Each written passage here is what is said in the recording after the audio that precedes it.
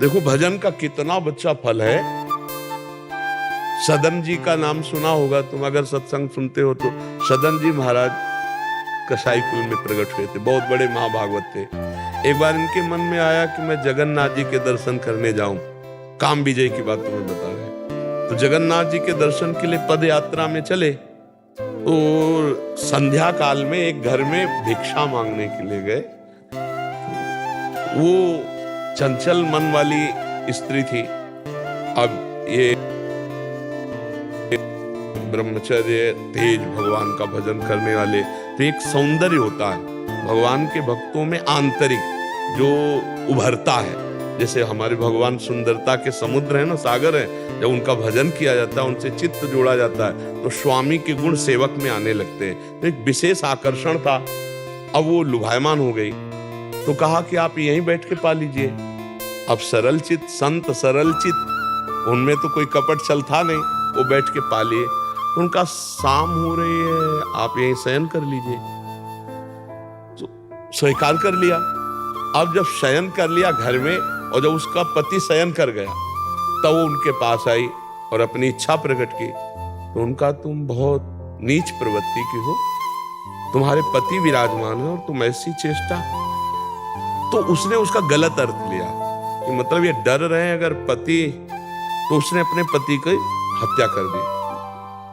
कोआ मदांधो मदना तुरो, सबसे अंधों में अंधा बड़ा कौन है? बोले जिसे काम व्याप्त हो जाए। अब वो काम से व्याकुल नजदीक आई और बोले अब चिंता मत करो, मैं उनको मार आई।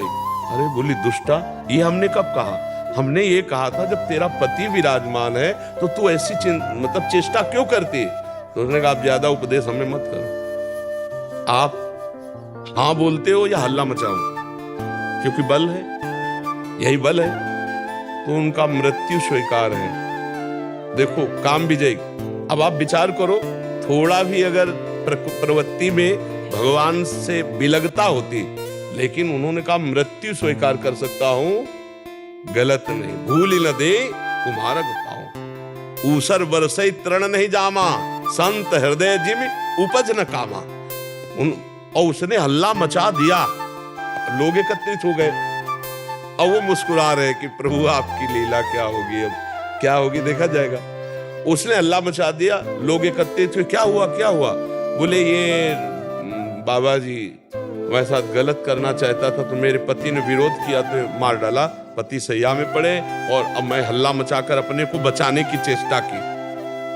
अब जो समाज तो समाज है, पीट पाट के उनको राजा के समय सामने राजा ने पूछा तो वो मुस्कुरा रहे थे, क्योंकि वो समझ रहे थे किसी न किसी पाप का फल हमें मिल रहा है, भगवान भुगता रहे। तो उन्होंने कहा जो ये कह रही है आप उसको समझ लीजिए। तो इसका मतलब होता है कि आप स्वीकार करते हैं जैसा ये कह रही। तो उनका कि हम फिर तुम्हें सजा देते हैं, उनका स्वीकार है। कहा दोनों हाथ काट लिए जाए। तो यहां से दोनों हाथ, जय जगन्नाथ, हाथ। अब जगन्नाथ जी भी महाराज अरे हाथ कटवाए, जगन्नाथ जी की तरफ चल दिए पैदल। और अंदर इतना अपार आनंद की, क्योंकि गलत नहीं है ना कि मेरे प्रभु का कोई विधान है, कोई पूर्व जन्म का पाप होगा ऐसा। और जब जगन्नाथ जी के पास गए ना, और जो ही प्रणाम मुद्रा में सोई नवीन हाथ जग गए उनके, नवीन हाथ उनके जग गए। तो अब आप विचार करो, हाथ कटवाना, बेइज्जती करवाना स्वीकार था, लेकिन गलत आचरण नहीं किया, है ना काम विजय। अगर भगवान के भजन में ऐसी ताकत ना होती तो फिर इतने जो चरित्र हैं, जो महात्मा जन है, तो अगर हम सर झुकाकर बात करें, उनके चरणों में वंदना करें, तो जगदम्बा ही सब स्वरूपों में हमें सामर्थ्य देंगी, हमारी बुद्धि पवित्र। अगर हम अम्बा को गलत भाव से देखेंगे तो नष्ट तो हो ही जाएंगे।